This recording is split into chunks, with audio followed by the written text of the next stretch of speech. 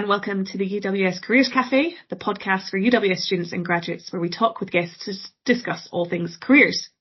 I'm your host, Cara Ritson, and today we will be discussing how to become an entrepreneur with our guest, Will Shepherd, Enterprise Lecturer in the School of Business and Creative Industries at UWS. As careers professionals, we're finding that the importance of enterprise and entrepreneurial skills are increasingly important to students, with a recent study in 2023 revealing that out of nearly 38,000 students surveyed, 11% were already running their own business, and 26% were looking to start up their own business in the future. So it's fantastic that our guest today is able to give us an insight into what these terms mean, but also how students can develop their enterprise and entrepreneurial skills. Thanks again, Will, for being our guest today. It's great to have you on. I wondered if you could maybe start off by telling me a bit about yourself and what it is that you do. Hi, Cara. Yes, really good to be here. My name's Will Shepherd. So I'm actually part of the Enterprise team, and we're a bespoke team as part of UWS. And our role is to stimulate entrepreneurialism or enterprise across the university, but also outside the walls as well. So we work with businesses and charities, but also students and lecturers to develop ideas that can help them support their own businesses or to become creative and develop ideas within other people's businesses as well. Great, thanks for telling me about what you do. I wonder if you could tell me a bit about your career journey up until now and how you ended up in the position you're in at the moment. Yeah, I've had quite an interesting career journey. It's not been a straight path by any means. So I did the university, the school thing, and then did university thing. I did some placements in Canada to sort of study over there for a while. But I also did work placements, and in that time I worked for like customs and excise. As part of that, I managed to volunteer and do sniffer dog training. So I actually was wandering around Heathrow Airport with a big bag of drugs so that dogs could come and find me, which was quite an interesting week that week. And the people standing next to you on the conveyor belt were staring at you as this dog starts barking and the police turn up. So that was quite interesting. So that's one of the things I did. And I also worked for some biomedical places as well. And this was all during my degree. And once I finished, I tried getting a job, and I wanted to work in IT. That was the thing that I decided my life's passion was. Couldn't get a job. Took me about 9 months to find something. In the end, I took a job working for Heinz, and people will know them from ketchup and beans and things like this. And I started working in sales and sales planning. But the good thing about Heinz is they were very supportive in giving people opportunities. So I got a placement, and as part of that placement, I ended up doing innovation for Europe. So I went straight, within 3 months from being there, I was then wandering around Europe, or flying around Europe, doing innovation with people. And it was just amazing. And I discovered that was my passion, the creativity, the unlocking ideas, and worked on loads and loads of different ideas, and lots of them were failures and lots of them were successful. Some of the ideas that we thought about were things like, some of the ideas that we worked on were things around sort of making beans better. I was there when we introduced the upside down ketchup bottle and things like this. Oh, wow. So things that things that people will recognise. Absolutely. So we worked on things like snap pots, which were the baked beans that were put into little plastic pots that you could then microwave and things. So there's lots of ideas that sort of came out of that, and there's lots of ideas that didn't. After Heinz, I sort of wanted to stretch my wings further. So I ended up working at Mars, and that was an interesting sort of 2 years. And Mars is a really, really interesting company. Again, really well run, really well staffed, incredibly hard working. And then after that, after 2 years, I went to work for Unilever, and that was based up London. And Unilever, if you don't know them, they own Ben & Jerry's, they own like Lynx deodorant and things like that. And my role was working on global project leaders training. So even at that time, many years ago, they were thinking about, well, people work remotely, so how can you get them to connect? And they had regional hubs. So, for example, the hub for, say, Lynx might be in a certain part, might be in, say, Sao Paulo, even though your team might be across the globe. So you had to work out how you could do innovation virtually across the globe. So that was part of what I did. But I got to a point there where I was sort of a bit fed up of making money for shareholders, really, and I found it a bit unsatisfying. So as my way is, I just handed in my notice without a job to go to, and then worried about that afterwards. And strangely, I had a mortgage to pay for, so I found a job, and it was basically being a lecturer part-time. So I went and did that. And literally within a week, I loved it and been a lecturer ever since. And, well, in between that, I've done some other stuff. So, that was it. So I worked at a couple of different colleges in London for 5 years, including launching an accelerated entrepreneurship program. So getting students to work with local businesses and companies to do things. One of the things we did really powerfully was actually, we worked with one of the local providers, and they provided back office solutions. So photocopying, stapling, all of these sorts of things. And they worked with people with learning difficulties. And my students came in, and what they did was they did all the marketing for them. So they got the customers to come and work for this. And it was a way for people to get skills from both sides of the fence to develop their marketing skills. And so the students were there helping people in the community get jobs and experience. And it was a really interesting time there. I did that for about 3-4 years, and then decided I wanted to do something else. Along the way, I tried to buy a hotel in the Isle of Skye. That didn't work. So that was, but I had 6 months of writing business plans and finding out about where you get serviettes from and linen and all of these sorts of things and stuff. So, and then we decided to do something else. So me and my wife handed in our notices and booked a one-way ticket to Cambodia. I went to live in Cambodia for a year. So we literally booked a hotel for 2 weeks, a plane ticket for a year, and just went out there and started talking to people. And over the course of a year, we just did a load of sort of either volunteering or work, and worked on lots of projects. One of the really interesting projects I worked on was something called micro-entrepreneurialism. And the idea is that people there lived on, for a family of 5 or 6, they lived on less than 20p a day. Basically, they had no money. And the UN definition at that time of poverty was anything below $2. So you can see there was quite a gap. And what the European Union did was fund projects to try and get people to start businesses, because obviously if you can start a business, you have a mechanism to grow income. And they had a load of guys in country doing it, but what they wanted to do was almost upskill these people that were running it. So I applied and got it. And so I was there training the trainers that how to set up businesses and micro-entrepreneur approaches, which mean we worked on some really interesting ideas. We had everything from rice wine making, which was again something I hadn't thought. Frog farming, which is because they could be turned into food. Cricket farming, that again would be a food product. And then the weirdest one was they were making Angry Bird money boxes in this little shack in the middle of nowhere. And if you've ever been to Cambodia, it literally is like quite empty. And you'd go in and there was this whole production line of Angry Birds money boxes being made. I'm not sure they were licensed at all because they don't do that.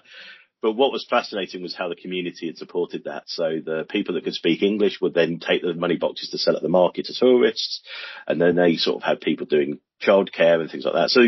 So you can see almost like in places like that was happening. We also worked on launching a brand called V2 Foods, which was again aimed at looking at surpluses in food. I worked on marketing for Joe Cafe. That was another one we did. And then the two strangers experiences. So one was I managed to speak to a couple of hotels and got free location, because in Cambodia, although it's very poor because of where I was in Siem Reap, all the temples, there's some very, very nice hotels, some very sort of 5 and 6 stars. And the people that run them are really nice. So they gave me a room and I basically put on free business training. So once a month I put on free business training, just thinking, well, I'll talk about brand and marketing and things, expecting no one to turn up. And over the course of 6 weeks, I ended up with 300 people turning up. And that was everyone from expats running their own business through to sort of priests and Hindu monks who ran their own charities. And it was fascinating. So I did all that, came back. And then through a series of events, I've ended up in Scotland sort of working at UWS. So yeah, I've got and in between that, I ran my own management consultancy firm as well, doing work with NGOs and different companies. So yeah, I've had a bit of an odd jump around, really. Wow, yeah, I'm not sure our podcast is really long enough to get really into detail on all of your different experiences, but it sounds fascinating. And I'm sure will inspire lots of students who are listening to this. Obviously, one of the things that you're really passionate about, that comes across this kind of enterprise and innovation. I wonder, could you tell me a bit about why you're so passionate about helping students develop these skills? Yeah, I think it's fascinating. I think students, especially at university, what's wonderful about students coming to university is they tend to have a very open mind. They are looking for the future, they're looking for their career, and they're willing to try things and be brave. And I find that a really powerful thing. So if you speak to someone that's successful in business and they're 50 years old, they tend to be fairly set in their way because they've been successful through a mechanism of approaching. The wonderful thing about university students is most of them are willing to try things. They don't know what they don't know. So it's understanding this approach. And the reality is that, part of the reason that people come to university is to get a job. And we know, and as the stats at the beginning highlight how many people not either only are going to be starting a business to support themselves for university, but also might potentially go on to run companies. Or, and I know it's something we might touch on later, they might work in a company where they need to be entrepreneurial, creative, and come up with solutions there. So it's understanding all of that. So for me, I get the chance to play with students in wonderful ways and come up with brilliant ideas and just see them being brave. That's fantastic. And I suppose part of your story is that you did work within the corporate world and not necessarily only working in your own company. What kind of skills did you develop during your time there? It's actually, you said you started off in sales, but then moved into kind of innovation. How did you develop those skills? What kind of skills did you develop during that time? Yeah, I was really lucky, and I had quite a lot of mentors that really sort of took me under their wing. And I think that was a really powerful thing as well, is I was very lucky. I had a couple of great people at Heinz, Jane and Rude, who really helped me with that. And I think the things that I learned was just some things were what I wasn't good at. And I think that was quite interesting. With sales, I learned I wasn't very good at that. I'd almost give stuff away for free and things, which was never great. Not part of the job description. No, absolutely. But I realised that quite quickly, almost comparing myself, I could see how much more creative I was, but also just thinking about things in different ways and finding mechanisms to unlock. And the beauty is I've always read, studied, learned around it. And the interesting thing with companies like Heinz, Unilever and Mars is they invest a massive amount of money into their staff. They believe their staff are the thing that makes them different. So whilst they might sell beans, actually it's all the marketing and development around it or whatever. So I've been absolutely blessed by having that. It doesn't mean it wasn't hard work, but it was absolutely understanding that. So it was understanding great environments, great mentors, but also taking the opportunities that sort of came my way as well. That's great. That's really good advice, I think, just to those two things, to find good mentors, but also to seek out opportunities. Could you maybe tell us about how students at UWS could look for those kind of opportunities to develop these skills? Is there anything at the university in particular that you think would benefit students who want to develop their enterprise and entrepreneurial skills? Yeah, UWS is quite unique with having this enterprise team, but also they have an incredibly brilliant student innovation team headed, Emma's quite responsible there. And what they really do and what we do is it's all about how do we help people to say yes to things. So if they were looking for information, there's a website which is that you can find, and I think the link will be given, which is i3, which has a virtual incubator hub, but also all the student innovation things. But there's some great people to talk to, like Emma Colvin, who supports all the student innovation. And we have some interesting things. We have a Kickstart competition, which is brilliant. So we have 2 stages for that. The first one is if you've just got an idea, you can have a go at the idea and you can win some prizes. And then there's also a further development day where you can develop your business ideas further. The other thing UWS does, and the enterprise team and student innovation, is we realise we don't operate in a vacuum. So we have connections into Elevator, Business Gateway, and these are broader organisations within Scotland that support ideas and development. So it's not just a case of, you come and help us and then you leave. And if you look at some of the alumni that have come out of UWS, they've won these competitions and gone on to come up with brilliant ideas and run businesses. So not only do we have the capability and skills, we have the track record, and we have these potential mentors that you can talk to. And that way, whether you are a design student, whether you work in medicine, engineering, business, it doesn't matter. All of these areas have some form of business that, if you can unlock it, you can make yourself money and potentially change the world. That's amazing. Thank you. I'm sure lots of students will find those resources helpful, but also that idea of this being accessible to students across different schools and different subjects. Because maybe sometimes we think it's just maybe for business students, but actually, as you're saying there's opportunities to be innovative and entrepreneurial throughout the university. Do you have any advice, just to finish off, for any students who would like to become entrepreneurs? What would your key advice be? Yeah, I think I always get this, and I think people expect me to come out with the way to make $1 million really quickly, or £1 million or whatever. So it's quite interesting. I was just having I did an online podcast with a group of students from Nigeria last Friday, and it was the same sort of questions. And I think the thing to think about is that there's different elements that make you successful. The first thing is you're going to have to take risk. If you only ever do what you normally do and you play it safe, and by safe, you wait for people to tell you what to do, you'll never learn, and you'll never be able to change the world fundamentally. And that's the thing. I think entrepreneurialism can be around making yourself incredibly rich, but it can also about making your community rich through development and things like that. So the first thing is take risk, and it is, don't worry about what can go wrong. Just worry about what's the worst that could happen. And if you can cope with that, just go on with it. Most things you can deal with. And we have a lot of support in place, but also things like company structure and things like this can protect you if you're trying to take risk. The second thing is really for you is to think about this idea of agility. So again, it's quite a hard concept, but it's this idea of you may come up with an idea for a business or a product or a service or an approach. The reality is you may have to change that to be successful. And so the really good people respond to what their market is telling them, whether people are buying it or not buying it. So thinking about how can I change it? So trying to constantly be agile. How can you outperform people?